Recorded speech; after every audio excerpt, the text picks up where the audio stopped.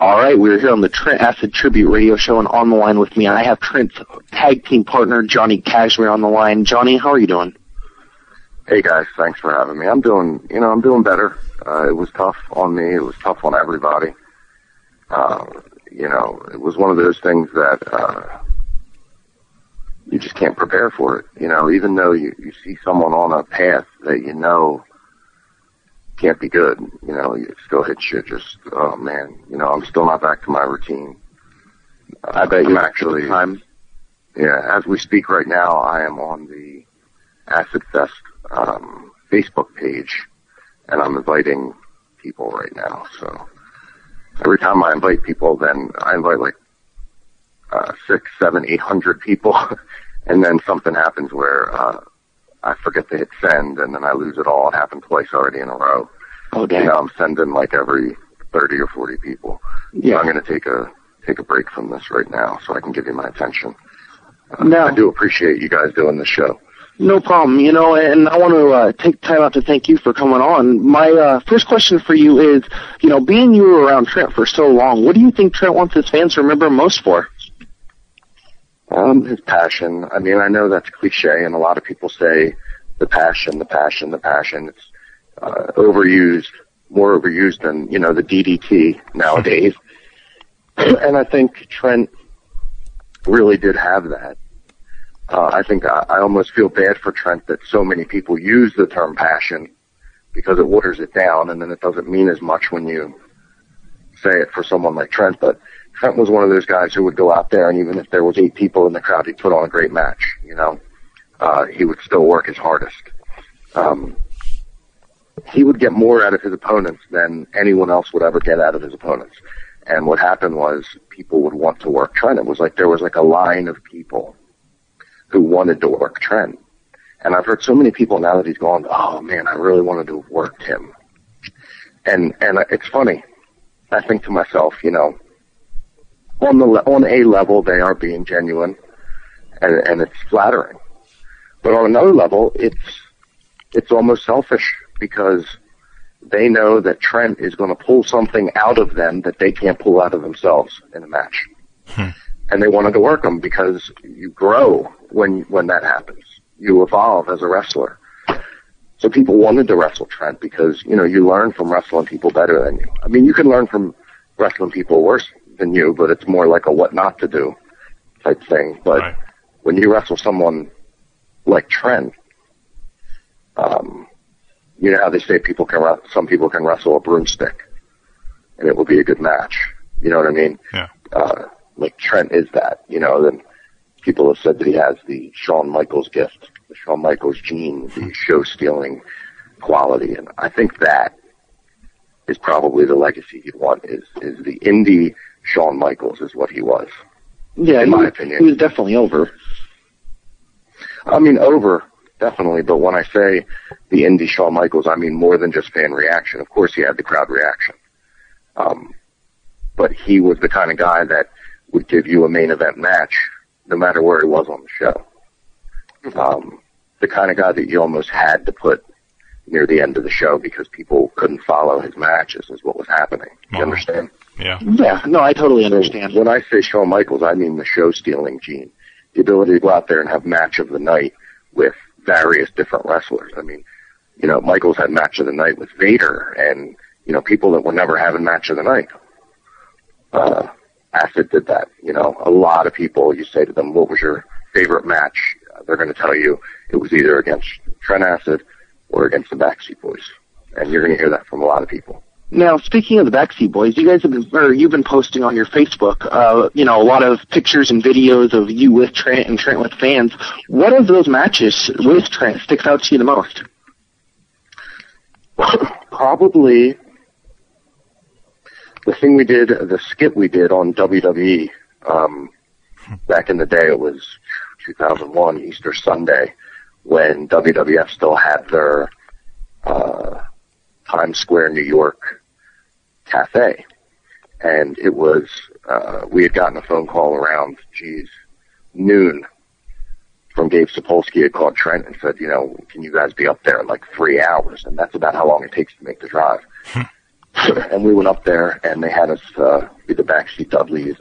Paul Heyman was working in the back with Taz and Michael Cole, and Albert was there, and we did a whole angle with Albert, and you can see it all on YouTube. It's on my Facebook. You just search Johnny Kashmere. You'll find my Facebook.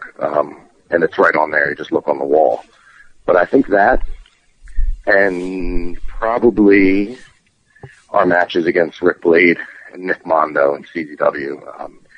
CZW was still a new company, future uncertain, and they had the hardcore edge, but they didn't have the wrestling.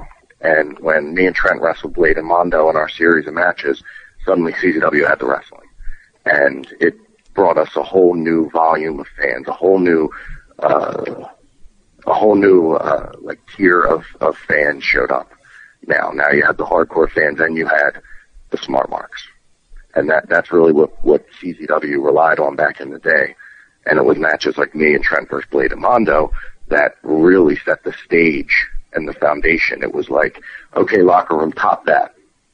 So then it was like next month, everyone tried to top it. And if someone did, then it was, okay, great, now we have to top that next month. And that's really the game we played for years. Now, if you were to write a book about Trent's life, what would the title be? Oh, my goodness. Title of the book about Trent's life would be, I guess Sinatra has I Did It My Way, so we couldn't do that, but it would have to be something like that. It would have to be something like, I don't know, jumping, humping, and, pumping the Trent Acid story or something, I don't know. It would have to be something along the lines of, it would have to capture his larger-than-life personality, his sense of humor. Definitely a ladies' man. To put into perspective for you how much of a ladies' man he is, the average guy on the street might be out, fishing with a fishing pole, while Trent's in the boat, with his arms open and the fish are just jumping into the boat. That's the difference, So something that encompasses all that, plus his wrestling, I'd have to think about that. That's the kind of thing that if I was writing his biography, that would probably take me 8 or 9 months to come up with the answer, and I would probably be woken out of a sound sleep a few times with ideas, and that would be a big thing. I'd obsess on that. Now, my co-host, Missionary, has a couple questions for you. So, Missionary, go ahead. Yeah, hey, Johnny. I wanted to know, in your opinion, what was Trent Acid's crowning achievement in his career? Well, I guess his crowning achievement in his career was when he had the Big Japan Junior Heavyweight title, and he had won it. He actually, let me think here, how did this go? Him and I had a match. It wasn't Corrigan Hall, it was Yokohama Arena in Japan. Mm-hmm. It was me and him against Men's Teo and Jun Kasai. Me and him won the tag belts in that match and the junior belts. I became Big Japan Junior Champion. He became CZW Junior Champion. And then I lost the belt to Ruckus. Ruckus lost the belt to Trent. Trent ends up in America defending that title. So I think his being the Big Japan Junior Heavyweight Champion and having the belt and having it in America for as long as he did, I think that was probably his crowning achievement, is off the top of my head, as well as he had a dark match in WWE. So those two things. What do you think Trent's biggest goal in life was?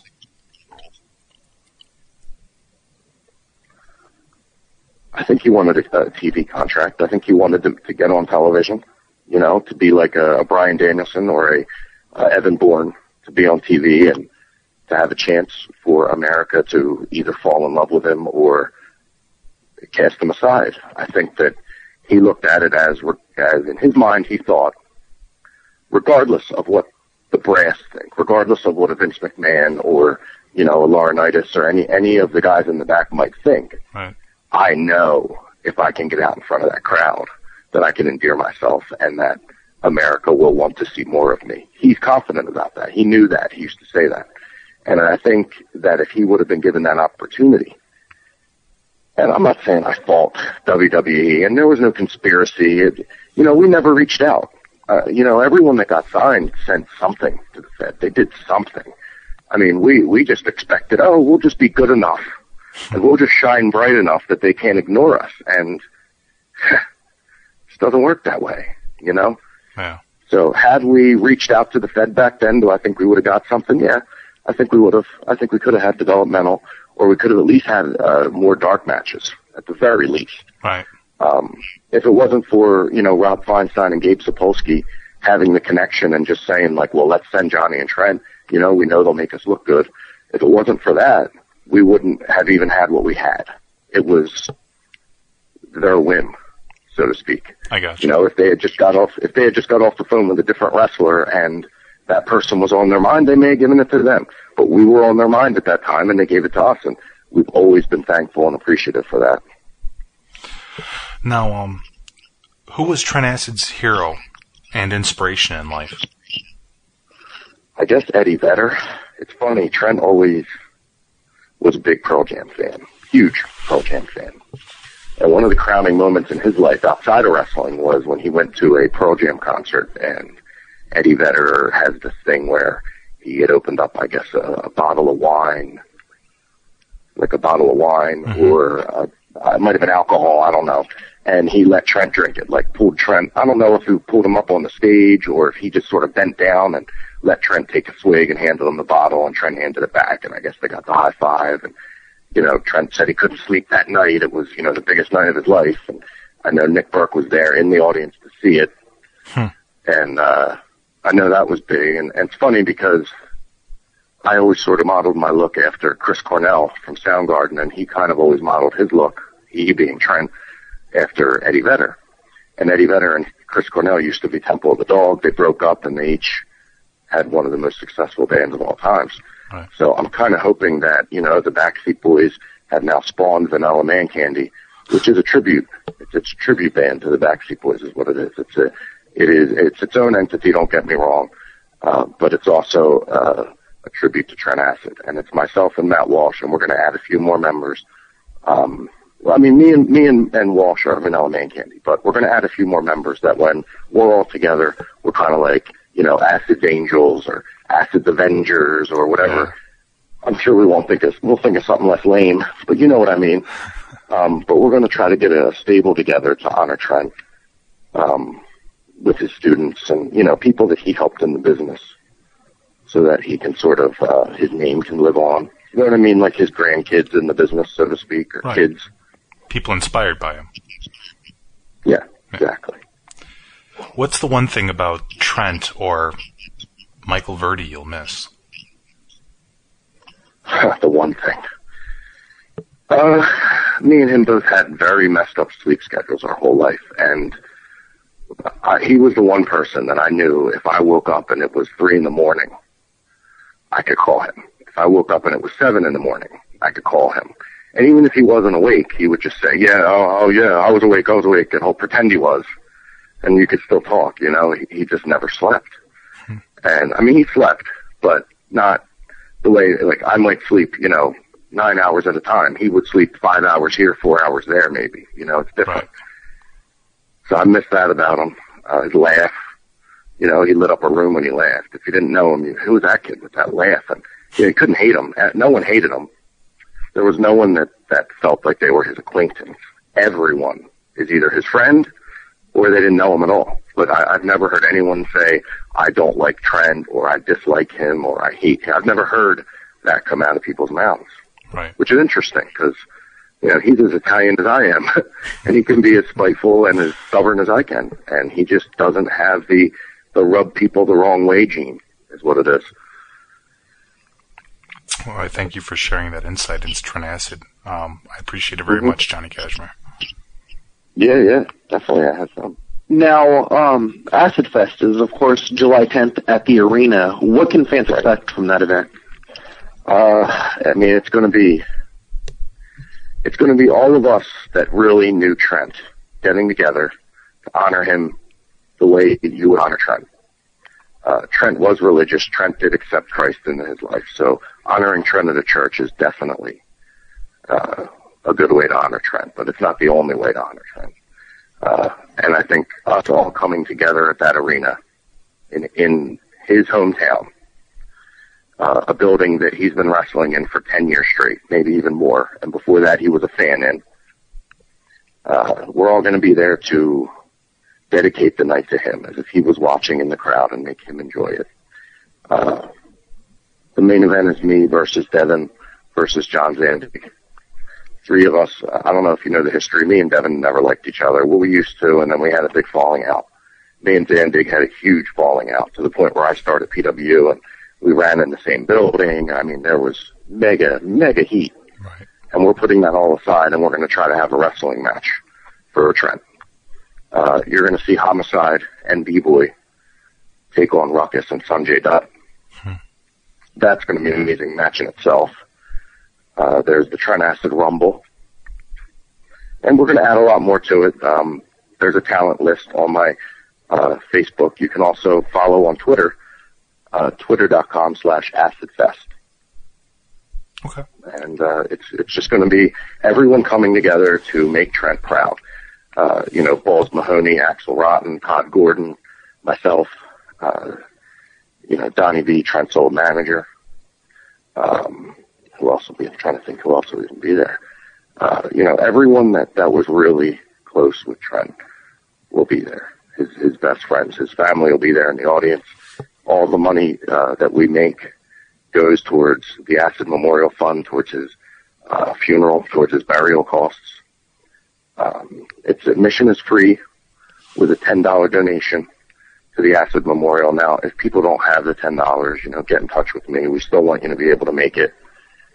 Trent would want you there. And people can donate whatever they want, right? I mean, they don't have to just give only $10. They can give 50 or 100. No. Yes, they can. There'll be, inside we'll have spots where they can donate more. Okay. Also, I know there will be t-shirts for sale, for the Trent Acid Memorial. I'm not sure how much they'll be, but I know they will be there, and they're only on sale in the building. You have to be in the building to get them. They're not on sale on the internet or anything like that. I know we're going to have programs for sale that chronicle Trent's career, a nice biography. When you come in, hopefully we'll have, the event starts at 2:30, so if doors open at 2 or 1:30 or whenever doors open, we'll have stuff playing on the Tron of, maybe a video montage of Trent's greatest matches, or so people that might be there that didn't actually get to see Trent wrestle, maybe they're a friend of a friend or whatever, they can appreciate exactly how good Trent was, I mean, he was standout. I mean, he was that good. And, I know they say there's different stages of grief, and I know anger is one of the first, and I'm definitely switching into the anger because, it makes me mad that someone has to die for people to say, oh, he was so talented, he should have had something, Yeah. I know we never reached out to the Federation, but it's just amazing that to me that someone didn't see Trent's like a multi-purpose tool, in a world of, the old tools. I mean, he's just, he could do anything. Trent, I need a comedy. I need you to make the crowd laugh during this match. Okay, I got it. Trent, I need a 5-star, match of the year candidate. Okay, got it. Trent, I hate to say it, but I need a hardcore match tonight. Oh, no problem. You got it. Wow. I mean, that's the kind of guy he was. And he did it better than anybody. He did hardcore better than the hardcore guys half the time. I mean, I watched him do a high cross body into a ring filled with thumbtacks. I couldn't believe my eyes. Oh. And he took them all right in his hands. You could see him waving his hands off like, ha, ha, ha. Let me tell you something. One of my cats knocked a comic book off the wall, and the thumbtack was sticking up on the ground, and I, of course, didn't have my sandal on. And I've never been in a thumbtack match, and I felt that, and I said, oh, my God, I can't imagine. And these guys do, they walk around barefooted. I can't imagine. But Trent did thumbtack, something I never did. Takes balls. Yeah. Yeah. Now, for fans that can't come to the Acid Fest, how can people send donations? We had a PayPal up, but the PayPal now is asking for the death certificate, and it's not like I'm going to call the family right now and say, hey, we need the death certificate. So we're probably going to reopen a new PayPal is what we're going to do. Until that's open, basically just keep an eye on the Facebook and if you need to, they can contact me via Facebook, and I can give an address. I wouldn't want to give it out here, but I could give it out for people that are serious about sending something. And if you can't make it, if you live in another state, whatever, it will be taped for DVD by RF Video and Smart Mark Video, and I even think Modtron, who tapes Jersey All Pro, I think they're even coming. So we'll have 3 tape distributors that'll have it, and we'll also believe hybrid. It's called hybrident.tv. They have a pay-per stream up right now, a pay-per-view basically of Trent's greatest matches. And it's only, I think, $4.99, and all proceeds from that go to the Acid Memorial. So you could watch that. It'll also be streaming the event live that I know of right now. If for some reason that's not going to happen, I'll let you know, but I'm pretty sure you'll be able to see it live on the internet as it's happening, the actual event. And hopefully that will also go towards the Trent Acid Memorial Fund is what we're hoping for.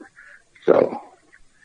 Yeah, I already saw there was a commercial for the Trent Acid tribute on YouTube as well. I've already started posting that around Facebook, giving out details for Acid Fest. So I appreciate it, and we were asking fans to, take the poster for the Acid Fest and post it on, people's walls. And I told them, think strategically. People that maybe are famous, post it on,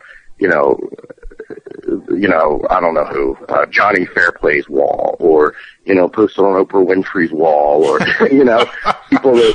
people that, even if they take it down, so what, it's still up for a day. Right. And I know I want to thank the fans, because I know there was a huge presence at the WWE Raw in Philly on Monday. I know I got a bunch of emails from fans telling me that, like, just about every car in the parking lot had a flyer on it for the Acid Fest.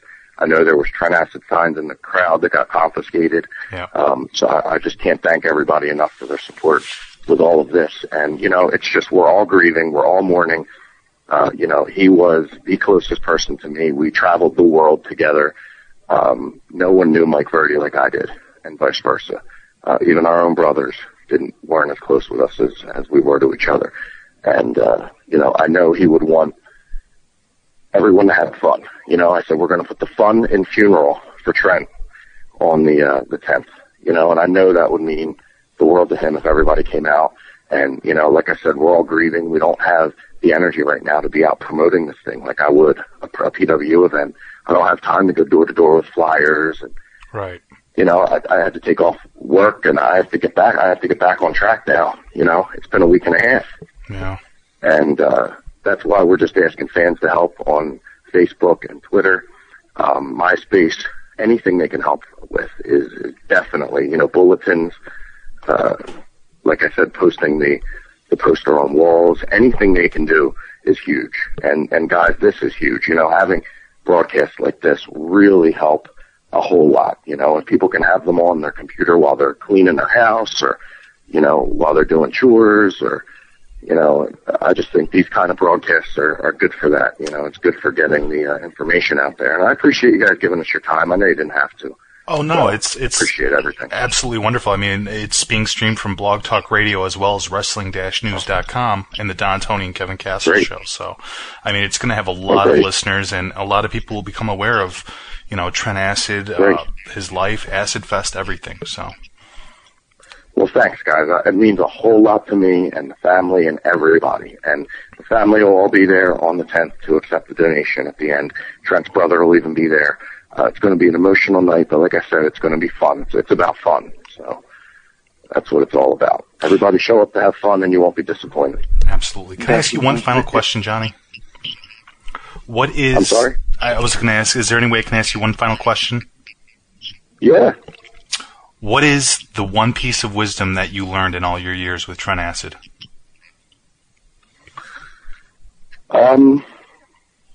Trent lived by what I like to call, and this is my words, not his. Actually, it's Byron Katie's words.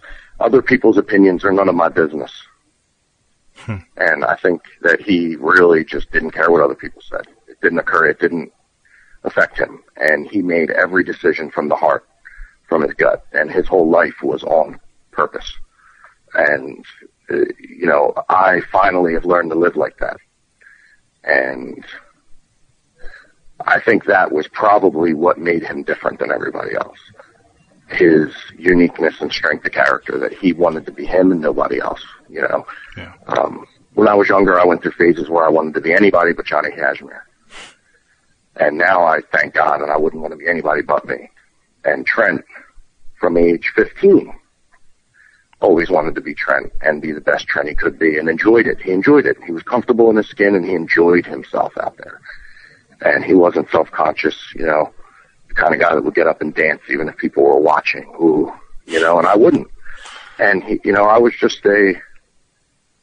a sheltered kid from the suburbs, and he didn't allow me to be timid and shy, and he would grab you by the hand and pull you along if necessary, but he forced me to live and to experience. And after a while, I was able to uncringe and go, oh my God, there was really nothing to be afraid of the whole time.